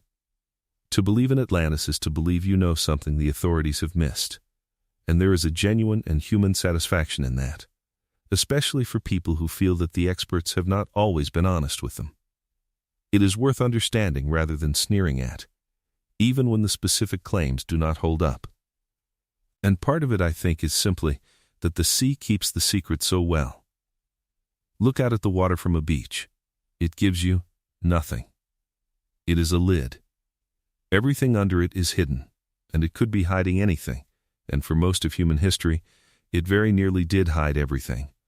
and the drowned things really were unreachable and unknowable. Only in the last century or so have we been able to go down and look, and every time we have looked properly, we have found things: cities, ships, statues, forests, a country. The sea has been keeping an enormous amount from us. Given that record, the intuition that something wonderful is down there is not foolish at all. It is simply that the wonderful things down there are real ones. And there is a last thought worth having. And it is the one that gives this old story an edge it did not have when Plato wrote it. His tale is about a great maritime civilization that grew rich and proud and careless, and was punished by the sea, which rose and took it. We live in an age when the sea is rising again, not because of divine judgment, but for reasons we understand very well, and have measured very precisely, and when a number of the world's great coastal cities face, over the coming centuries, a version of the question that Doggerland's hunters faced, and Hellick's citizens never got the chance to face at all. Plato meant his story as a warning about pride and greed, and the fate of a people who forget what really matters. He would be astonished at how the warning has aged, and not, I think, entirely displeased. Let us go down one more time then, and visit the drowned country itself, and imagine it as it was, because Doggerland deserves to be seen, and almost nobody ever pictures it. Forget the North Sea entirely. Wipe the water off the map, and put in its place a great low country of about the size of a modern nation, lying between the hills of what will be Britain and the plains of what will be Europe. It is 9,000 years ago, in the early summer, and it is warm. There is a river, a big one, wandering across a broad flat valley in enormous slow loops, with willows and alders along its banks and reed beds standing out into the shallows. There are lakes, shining, with wildfowl on them, in numbers that would stop your heart: ducks, geese, swans, waders working the mud at the margins. There are stands of oak and hazel and birch on the higher ground, and open grassy country between them, and marshes, and creeks running down toward a coast somewhere off to the north. There are red deer moving along the edge of the woodland in the early light, and wild pig rooting in the leaf litter, and aurochs, the huge wild cattle, standing in the shallows of the lake to drink. There are beavers, and their dams, and the pools behind them. There are pike in the deep water, and eels in the mud, and the river is thick with fish at the right season. And there are people, not many by our standards, but people, small mobile groups of hunters and fishers and gatherers, who know this country the way you know your own street. They have camps by the water, at the good places, and they come back to them season after season, generation after generation. They have nets and traps and fish weirs of woven withies set in the creeks. They have canoes cut from single logs. They have bows and barbed points of antler for spearing fish and eels, and flint blades set in wooden handles. They gather hazelnuts in the autumn in enormous quantities and roast them, and the shells of them turn up by the thousand in the archaeology of such places. They know where the deer will be in each month, and where the birds nest, and which channel the eels run down and when. It is, by every indication, a good place to live. Better, quite likely, than the higher ground on either side. This is not a marginal territory that people scraped along in. It is prime country, the sort of rich watery landscape that hunting and fishing peoples have always favored, and it supported them for thousands of years. And it is going. Not this year, and not this generation. But the coast to the north is a little nearer than the oldest people remember it being, and there is a low island out there that was a hill you could walk to, when the grandmother of the eldest man was a girl. There is a marsh where there was a meadow. There is a stand of dead trees standing in the salt water at the edge of the new bay, drowned where they grew, which is a sight that turns up in the archaeological record of drowned coasts all over the world, and must have been an eerie thing to walk past. And over the centuries the people follow the retreating land, camp by camp, moving inland as the water comes, until the last of the high ground becomes an island, and then a sandbank, and there is nowhere left to go, and the country that fed 100 generations is a shallow sea with the wind moving over it, and the fish swim above the hearths, There is a reason drowned sites matter so much to archaeology, quite apart from their romance, and it is worth understanding. Because it explains why the sea has been able to give us back so much. On land, a site is rarely left alone. People come back. They rebuild on the same spot, quarry the old walls for new ones, plow the ground, dig foundations and cellars and graves, lay pipes and roads. Metal is picked up and melted down, because metal is valuable. Stone is carted away, and what survives all that is then attacked by the ordinary chemistry of soil, which destroys organic material with great efficiency: wood, rope, cloth, leather, basketry. All the things that made up most of the actual furniture of ancient life rot away and leave nothing but a stain in the earth, if you are lucky, and a skilled excavator to see it. Water changes that. A site that goes under is, first of all, abandoned all at once and never reoccupied, which freezes it at a moment instead of smearing it across centuries. Nobody comes back to salvage the good stone. Nobody plows it. And then the sediment begins to settle over it. And here is the crucial part. Waterlogged sediment excludes oxygen, and without oxygen the bacteria that destroy organic material cannot work. So the things that always vanish on land can survive. Timber, rope, textile, leather, seeds, insects, pollen, whole ships. That is why the drowned Egyptian port still had its wooden vessels sitting in the harbor basins after 2,000 years, and why the stell's inscription was as crisp as the day it was cut. It is why the drowned country under the North Sea gives up worked antler and peat rather than only stone. It is why a Bronze Age wreck can hand us not merely a cargo of metal, but the pistachios and the olive pits and the fragment of a wooden writing tablet that were aboard with it.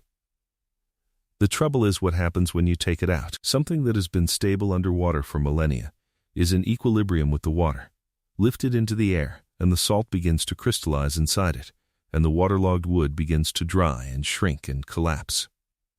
Conservation of a large waterlogged object is a process measured in years or decades. Slow, controlled replacement of the water in the cells with a stabilizing wax, or freeze-drying, or long baths, done in vast tanks at great expense. It is one reason underwater archaeologists so often prefer to record and leave things in place. Because on the seabed an object is safe, and the moment it comes up, it becomes a decades-long responsibility. So the paradox is a happy one. The sea takes a place away from its people, and then it keeps that place with more care than the land ever would. And it holds it, unchanged and unrobbed, in the dark, until somebody arrives with the patience to ask for it back. There is something worth pausing on in that image of the fishermen bringing up the past in their nets, because it is one of the loveliest things about all of this, how the drowned world keeps returning things to us, unasked, by accident. A trawler working a familiar ground comes up with a lump of peat and a piece of worked antler in it. A dredger deepening a shipping channel spills mammoth bones on a beach where beachcombers find them. A diver looking for something else notices a straight line in the sand. A geologist taking cores in a coastal plain, for entirely modern reasons to do with water or engineering, hits a layer of marine sediment where no marine sediment should be, and realizes that the sea was here once, and that there is a destruction horizon in it.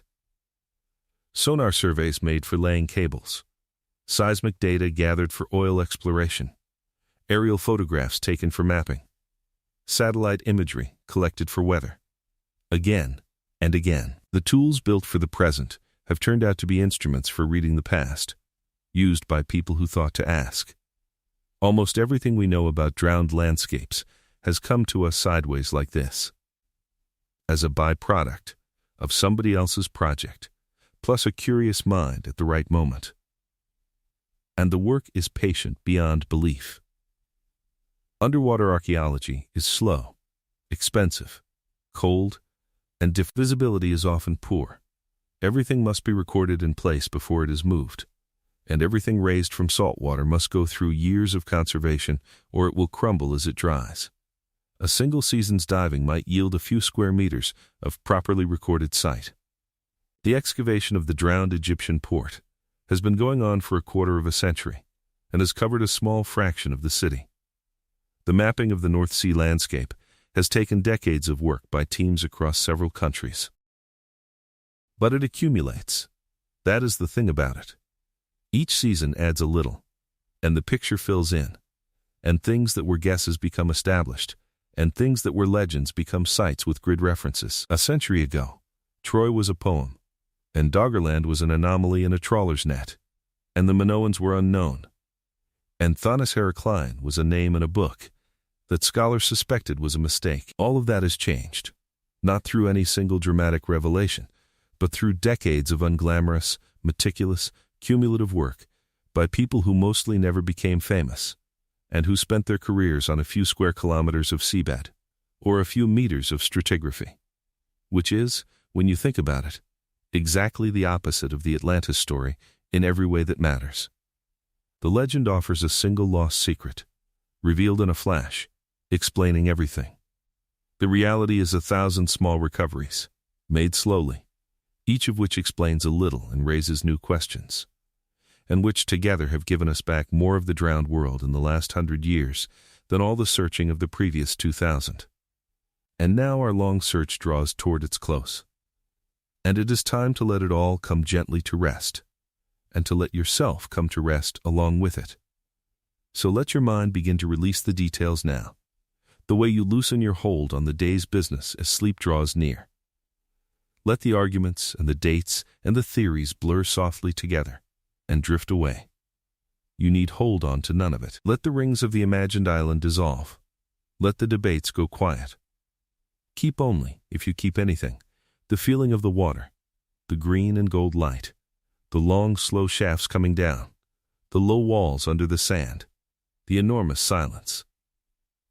Let your thoughts go back, one last time, to where we began. You are floating, quite easily in warm, shallow water on a still afternoon, and below you lies the town. The light comes down in slow-moving columns and makes its shifting nets of brightness across the stones. The weed streams gently on the wall tops, back and forth, like something breathing in its sleep. The fish hang motionless in the dark of a doorway. Nothing is hurrying.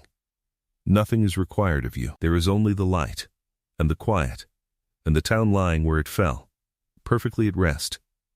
And as you drift there, let this be the gentle thought that carries you down. The people who lived in that town are gone, and they were as real as you are. They came home through that doorway at the end of long days. They worried about things that seemed enormous, and are now so completely finished that not one trace of them survives. And their town, which was their whole world, is a low pattern of walls under 3 meters of water on a coast that nobody in particular visits. That is not a sad thought, though it might sound like one. Because look what happened. It is still there. The sea did not destroy it. The sea kept it. It has lain safe under the water for 3,000 years, undisturbed, while empires rose and fell overhead, and the whole noisy business of history went on without it. The doorway is still standing. The threshold is still worn. And on a calm afternoon, someone can swim out over it and look down and see, quite clearly, the shape of somebody's home. Whatever is lost is not always gone. Sometimes it is only underwater. And sometimes, thousands of years later, when the light is right and someone thinks to look, it comes back.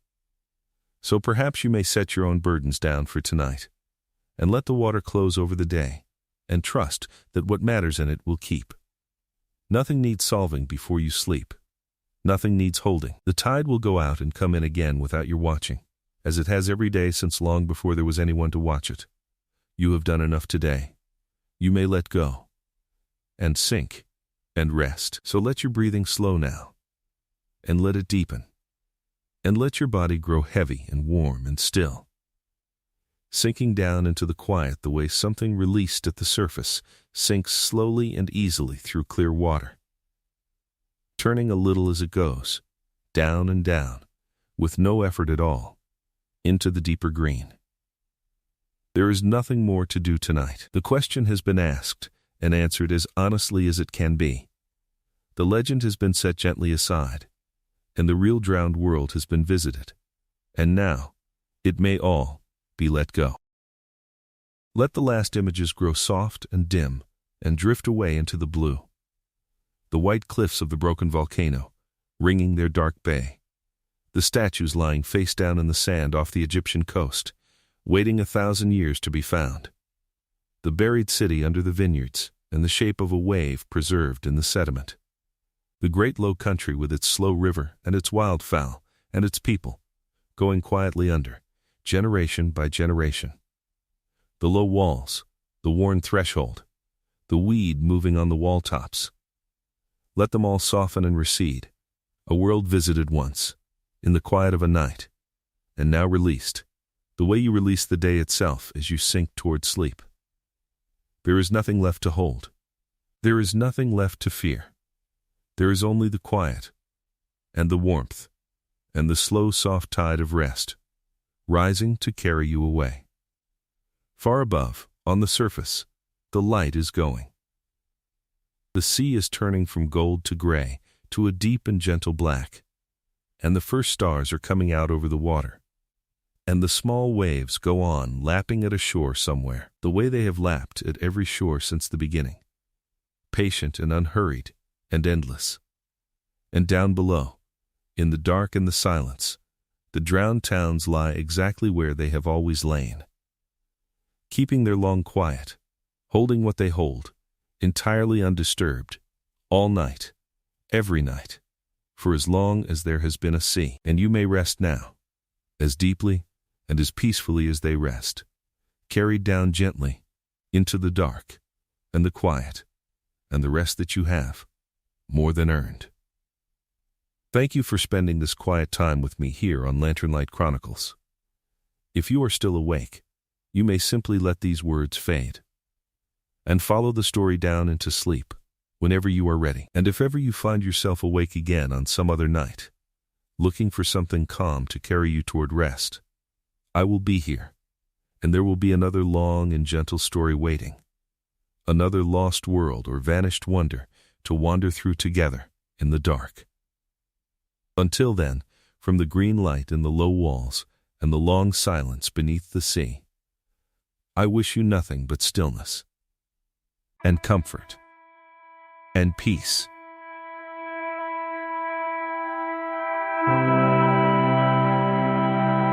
Rest now. Let everything be quiet. And I wish you a calm and peaceful night.